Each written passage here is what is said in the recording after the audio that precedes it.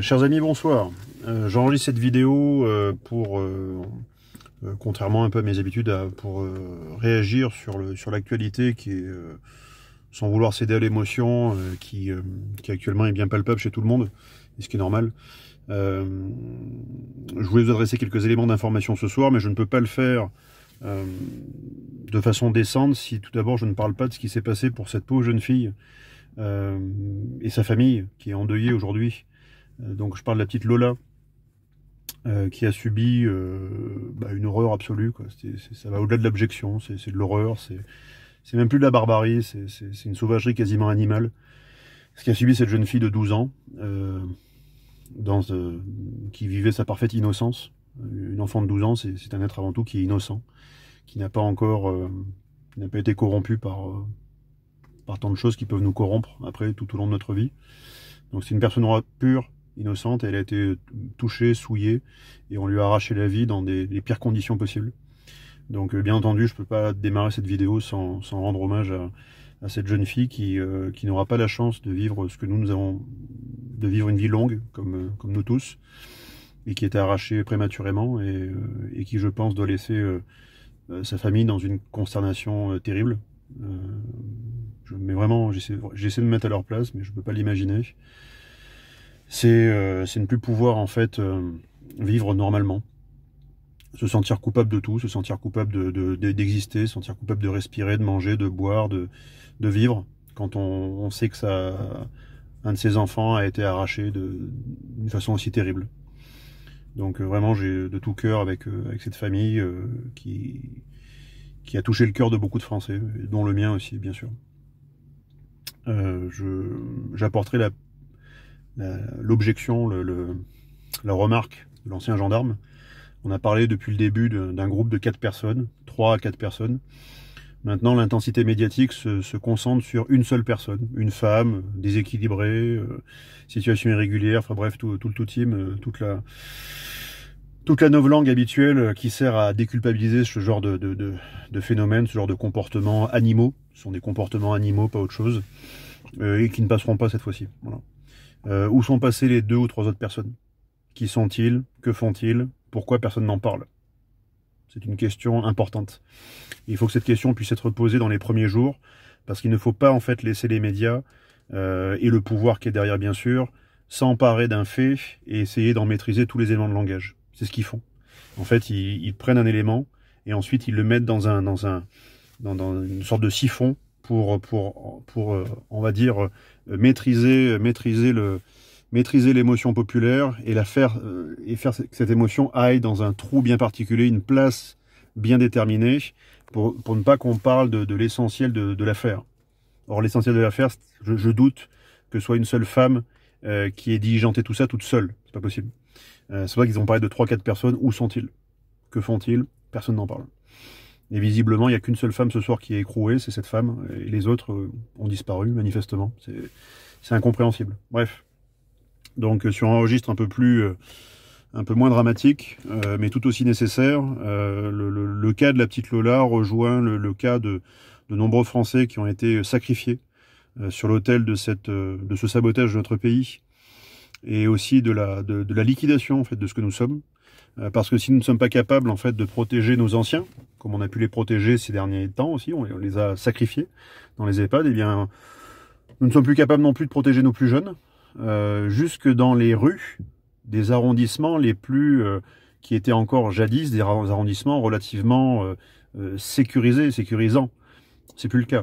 C'est-à-dire que la barbarie, la sauvagerie va atteindre en fait toutes les couches, toutes les strates, même la bourgeoisie. Et surtout tous les lieux. Voilà peut-être pourquoi le Pascal Praud a perdu ses nerfs sur le plateau, parce que on sait que c'est un homme, un journaliste qui a aussi des filles. Donc, et je pense qu'il a dû se projeter en tant que père, en imaginant en fait le sort qu'a subi cette petite fille, Lola, égorgée, violée, égorgée, et visiblement ils ont fait quelque chose autour de son sang. Enfin bref, c'est quelque chose d'absolument, bref, inhumain, quoi. Et je pense que c'est pour ça que c'est même ces personnes-là qui sont théoriquement les gardiens de la bien-pensance et les gardiens de la doxa commencent à craquer, parce qu'ils voient qu'ils peuvent être touchés dans leur propre chair. dans leur propre famille, en bas de chez eux en fait, ou en bas de leur travail. Et donc ça c'est un édifice qui est en train de se fissurer, de s'écrouler. Au début je voulais pas vous parler de ça ce soir, je voulais le laisser dans un format relativement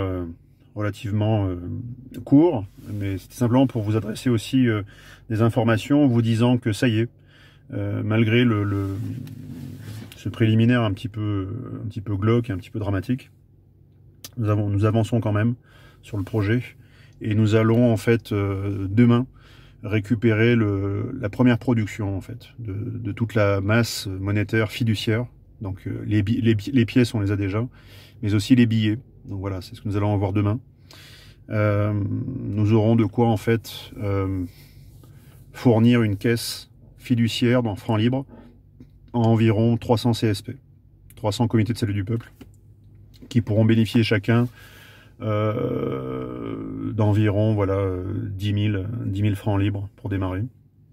Alors s'il n'y en a que 200 pour démarrer, on leur mettra 15 voire 20 000 francs libres voilà, pour démarrer.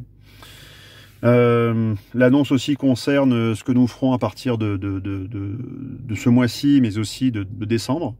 En décembre, en fait, nous allons commander une pièce particulière, très symbolique, qui, je pense, va beaucoup vous parler, qui est le Saint-Michel. Donc nous allons en fait produire le Saint-Michel Archange en pièces d'or de 1000 francs libres, Quis ut Deus, Michael, voilà, Quis ut Deus, nous allons le produire à horizon donc 15-20 décembre 2022, et cette pièce sera l'équivalent du billet de 1000 francs libres, voilà, tout simplement. Nous allons commencer une introduction progressive, nous allons mettre en place 100 pièces, voilà, donc il y aura 100 pièces d'or de 1000 francs libres, et progressivement nous irons après sur les pièces de 500 francs libres et ainsi de suite. Donc nous élargirons en fait la gamme, et vous aurez donc en médaillon de cette vidéo donc l'image du 1000 francs libres Saint-Michel, voilà, qui est là pour nous faire la place de Saint-Michel est une place éminente, alors qu'on décèle ces statues, notamment au Sable d'Olonne. Eh bien Saint-Michel, c'est celui qui permet en toutes circonstances, de juger du bien et du mal, et de la juste action avec la juste personne, la juste circonstance, et la juste place. Voilà pourquoi Saint-Michel est si important. Comment doit-on se comporter en situation? Qu'est-ce qu'on doit faire? Est-ce qu'on doit laisser libre cours à sa colère, laisser libre cours à sa force, pour contraindre la force du vil, la force de l'abject, la force de la médiocrité, toutes ces forces-là, les forces du vice? Doit-on laisser libre cours à notre force et à notre colère pour que la force de la vertu eh bien, contienne et voire absorbe cette force du vice? C'est mon opinion personnelle, en tout cas je le pense. En tout cas, voilà les informations pour ce soir. Donc pour Lola bien sûr, mais aussi pour cette démarche que nous avons mise en place de création en fait de cette infrastructure monétaire qui est en train de fonctionner. C'est-à-dire que vous avez maintenant de plus en plus de comptes qui sont ouverts, vous pouvez avoir une interface électronique, vous allez bientôt avoir un instrument fiduciaire donc dans la poche qui va vous permettre aussi de faire vos échanges. Le réseau des commerçants va se mettre en place fatalement dès lors que les CSP seront mis en place, donc les comités de salut du peuple, et ils auront une caisse. Leur première mission sera en fait de voir autour d'eux, de prospecter autour d'eux les commerçants favorables en fait à l'acceptation du franc libre dans leur commerce, pour créer vraiment un réseau maillé très très large et très profond. Voilà. Et le Saint-Michel donc qui arrivera le 15 décembre. Entre-temps, nous aurons donc les stocks demain de pièces et de billets prêts. Je vous avais promis le 15 septembre, j'ai pas pu le tenir bien sûr. Le 15 octobre c'est fait. Bon bah là on y est, on est le 18, demain le 19, on a réussi à le faire. Et c'est une aventure qui continue. Voilà. Grâce à vous tous. Nous avons quand même, il faut le noter, depuis 2 jours, alors après donc seulement 3 mois de démarche, nous avons dépassé le million de francs libres commandés par des Français. Donc quasiment 4000 comptes, hein. Nous avons 3800 et quelques comptes ce soir, et 1 million de francs libres commandés. Ce qui est une étape très symbolique et très est très favorable. Voilà, la dynamique est très favorable et elle devrait en fait se mettre en place encore plus favorablement et fortement dès que les CSP en fait seront constitués. Je rappelle pour tous les CSP qui nous regardent ce soir, n'oubliez pas que c'est votre responsabilité de recruter dans vos CSP des membres qui vont vraiment coller vraiment au socle eschatologique, spirituel, mais aussi ensuite politique de ce que l'on fait. Voilà, et tout est expliqué noir sur blanc dans le livre blanc. Donc surtout, faites très attention à toutes les tentatives d'infiltration. Vous devez absolument être très fort, très dur, voire impitoyable dans le recrutement. C'est-à-dire que si les personnes ne sont pas assez fortes dans leurs convictions, elles ne pourront pas intégrer les CSP, ce n'est pas possible. Voilà. Mais vous soyez très dur au début dans le recrutement, mais que vous ayez ensuite un CSP solide. Alors que si vous faites venir tout le monde, vous allez être infiltré et ça va décapiter votre CSP. Comme beaucoup de CSP ont anticipé cette décapitation et cette infiltration par le vote. Comment ils ont fait? Ils ont senti, ils étaient 15, 20, 30 citoyens, ils ont senti que certaines personnes n'étaient pas là pour les bonnes choses, pour les bonnes raisons, pour les bonnes motivations. Et au vote, ils ont simplement voté disant qu'ils voulaient expulser certaines personnes et ils en ont le droit. Voilà, le règlement, même temporaire, le permet. Et donc nous avons pu ainsi éviter l'infiltration de beaucoup de personnes qui étaient là pour des mauvaises raisons. Donc surtout, soyez forts, soyez convaincus et utilisez le vote absolument pour écarter les personnes qui sont malveillantes par rapport à tout ce que nous voulons faire. Voilà. C'était le message du soir. Courage, nous avons déjà une dizaine de CSP prêts, voire plus, à nous accueillir. Donc nous allons commencer les tournées d'inspection la semaine prochaine. Je pense à partir de vendredi de la semaine prochaine, nous allons commencer les tournées d'inspection pour inspecter les CSP qui se disent être prêts. Voilà, donc ils le sont, donc on va le vérifier. Et nous allons, à cette occasion, une fois que nous avons fait toutes les vérifications de ces CSP, eh bien nous allons mettre en place les caisses pour que ces CSP aient déjà une première autonomie monétaire et financière. Voilà.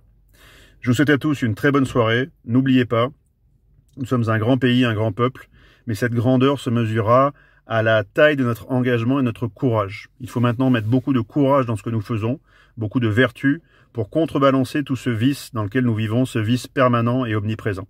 Voilà. Soyez forts, soyez courageux. Vous êtes l'âme de la résistance. Donc vive la résistance et vive la France.